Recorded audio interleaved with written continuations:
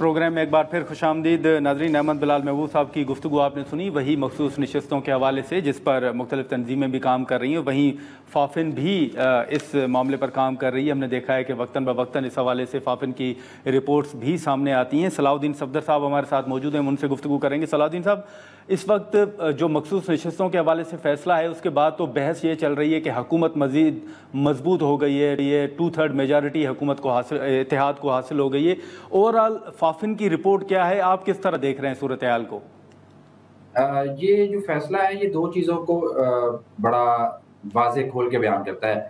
جو اس میں سب سے اہم چیز ہے کہ الیکشن لا جو ہے، الیکشن ایکٹ ہے، اور جو کانسٹیٹیوشن پروویژنز ہے ریگارڈنگ دا ریزرو سیٹس، ان کے اندر کچھ ابہام ہیں جن کو دور کرنے کی ضرورت ہے۔ سب سے پہلا ابہام تو یہی ہے کہ اگر کسی الیکشن کے اندر مثال کے طور پہ 266 سیٹیں ہیں تو 266 میں سے 256 افراد انڈیپینڈنٹ جیت جائیں، تو اس صورت میں جو موجودہ صورتحال ہے اس کے مطابق تو وہ پارٹیاں، ایک پارٹی یا دو پارٹی جنہوں نے باقی 10 سیٹیں جیتی ہیں، انہیں وہ ساری کی ساری ریزرو نشستیں مل جائیں گی، جبکہ انڈیپینڈنٹ جو جیت کے آئے ہیں 256 وہ اگر وہ کسی پارٹی کو جوائن کر لیتے ہیں، اپنا کوئی گروپ بنا لیتے ہیں، تو انہیں کوئی ریزرو نشست نہیں ملے گی۔ تو ایک تو یہ صورتحال ہے۔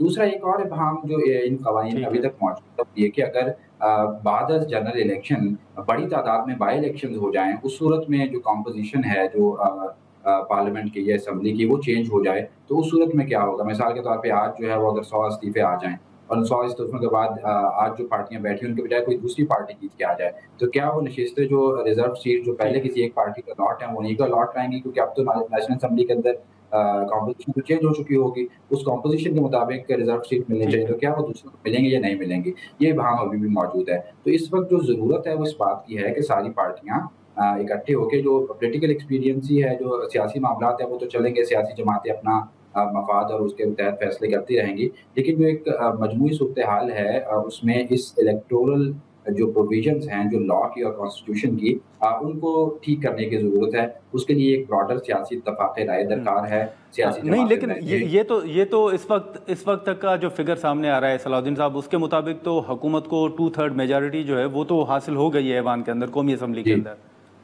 جی، کم و بیش 2/3 میجارٹی انہیں مل جائے گی، آپ صحیح فرما رہے ہیں۔ اچھا، تو یہ اب آپ کوئی بریک اپ آپ نے تیار کیا ہے کہ کس جماعت کو اس فیصلے کے بعد جو ان کی پرانی نشستیں بحال ہوں گی تو کس کو کتنی نشستیں ملنی ہیں؟ اس حوالے سے کوئی بریک اپ ہوگا آپ کے پاس؟ جی، کوئی اب بہت زیادہ تفصیلی کام تو اس پہ ابھی ہم نے نہیں کیا، لیکن ایک رف سی صورتحال دیکھ رہا تھا۔ مثال کے طور پہ ابھی مسلم لیگ نواز کے پاس جو ہے وہ پنجاب سے اس وقت جو ہے وہ 17 نشستیں ہیں قومی اسمبلی میں۔ تو اب اس فیصلے کو اگر جو چونکہ ریورس کر دیا انہوں نے، پشاور ہائی کورٹ کا فیصلہ برقرار رکھا ہے، سپریم کورٹ نے اس کو ریسٹور کر دیا ہے، تو اب میرا خیال ہے کہ لوگوں وقت جو ہے وہ 26 کے قریب نشستیں جو ہے وہ پنجاب کی جو 32 نشستیں ہیں اس میں سے 26 کے قریب جو ہے وہ قومی اسمبلی میں نشستیں نون لیگ کے پاس چلی جائیں گی۔ اسی طریقے سے جو ہے وہ جمعیت علماء اسلام اور پیپلز پارٹی کی جو ریپرزنٹیشن ہے اس میں بھی اضافہ ہوگا، کیونکہ بنیادی طور پہ یہ مسئلہ تو دو صوبوں کی ریزرو سیٹس ہے نا، خیبر پختونخوا اور پنجاب۔ باقی جو بلوچستان اور سندھ ہیں ان کی نشستوں پہ تو کوئی فرق نہیں پڑے گا، تو ایسی پارٹیاں جنہوں نے ان دو صوبوں سے جنرل سیٹس لی ہیں ان کی سیٹس کی تعداد میں اضافہ ہوگا۔ پنجاب میں ان صوبوں سے پنجاب میں جو ہے وہ نیشنل اسمبلی میں استحکام پاکستان کی سیٹیں ہیں، پاکستان مسلم لیگ قائد اعظم جو ہے قاف لیگ جسے کہتے ہیں اس کی سیٹیں ہیں، پاکستان مسلم لیگ نواز کی سیٹیں ہیں، تو ان میں اضافہ ہوگا۔ اسی طریقے سے جو خیبر پختونخوا سے قومی اسمبلی میں نمائندگی لے کے آنے والی جماعتیں ہیں ان میں جمعیت علماء اسلام ہے، اس کی سیٹیں بڑھ جائیں گی، اور عین ممکن ہے مجلس وحدت المسلمین کو بھی کوئی سیٹ جو ہے وہ اس سے مل سکے۔ اور اسی طریقے سے کچھ نشستیں جو ہیں وہ خیبر پختونخوا سے مسلم لیگ نواز کو بھی ملی ہیں، تو وہاں سے بھی جو خیبر پختونخوا کے حصے کی سیٹیں ہیں خواتین کی قومی اسمبلی میں، اس سے بھی کچھ سیٹیں جو ہیں وہ بڑھیں گی مسلم لیگ نواز کی۔ تو اس طریقے سے ان دو صوبوں سے آنے والی جماعتوں کی اضافہ ہوگا۔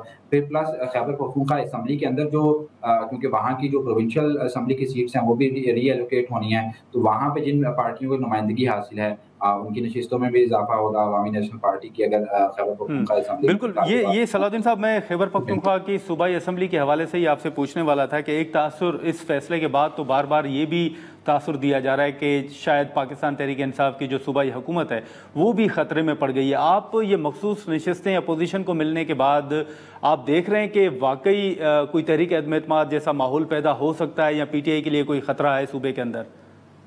देखिए वहाँ पे जो पीटीआई के पास नंबर्स हैं जनरल सीट्स के ऊपर वो ख़ास से कंफर्टेबल हैं। तो बाकी जो सियासी सूरत-ए-हाल है वो तो ओके। किसी भी वक़्त बदल सकती है, उस पे मैं तबसरा नहीं करूँगा। लेकिन रिज़र्व सीटें खैबर पख्तूनख्वा असेंबली की टोटल 145 नशिस्तें हैं। उन 145 में जो 24 के हाँ, करीब जो हैं वो ग़ालिबन रिज़र्व सीट्स हैं ख़वातीन की, और फिर कुछ जो हैं वो 6 के करीब जो हैं वो नॉन मुस्लिम माइनॉरिटीज़ की सीट्स हैं, और बाकी सीट्स जो हैं वो जनरल सीट्स हैं।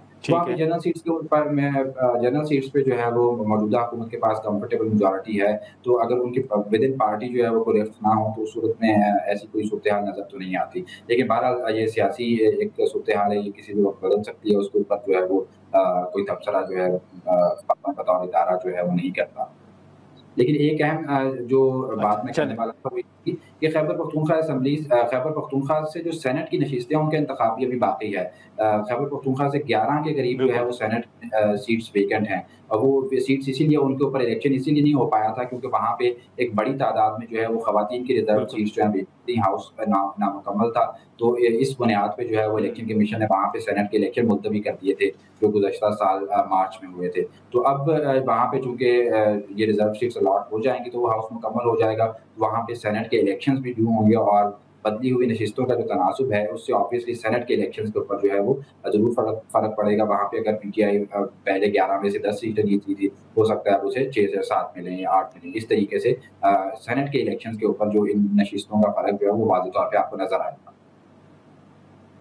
बिल्कुल, चलें, बहुत शुक्रिया सलाउद्दीन साहब। नाज़रीन, सलाउद्दीन साहब की गुफ्तगू आपकी। अब मखसूस नशिस्तों के हवाले से जहाँ अगर हम बात करें तो पाकिस्तान तहरीक इंसाफ को सिर्फ कौमी असम्बली में नहीं बल्कि सेनेट में भी नुकसान होगा अगर ये मखसूस नशिस्तें सूबे के अंदर भी पाकिस्तान तहरीक इंसाफ को मिल जाती, तो वहाँ से जो सेनेट का इंतखाब होना था उसमें भी पाकिस्तान तहरीक इंसाफ के जो सेनेटर्स हैं वो मुंतखब होकर आ सकते थे। लेकिन मखसूस नशिस्तें ना मिलने के बायस अब जो सेनेटर्स हैं वो जो पहले तादाद मिलनी थी वो तादाद पाकिस्तान तहरीक इंसाफ को नहीं मिल सकेगी। तो सेनेटर्स भी सेनेट के अंदर वो तादाद पाकिस्तान तहरीक इंसाफ भी हासिल नहीं कर पाएगी मखसूस नशिस्तें ना मिलने के बायस। अब देखें कि इस मामले पर आने वाले दिनों में क्या स्ट्रेटजी जो है वो पीटीआई की जानिब से सामने आती है। आज के प्रोग्राम में इतना ही, इजाज़त दीजिए, अल्लाह हाफ़िज़।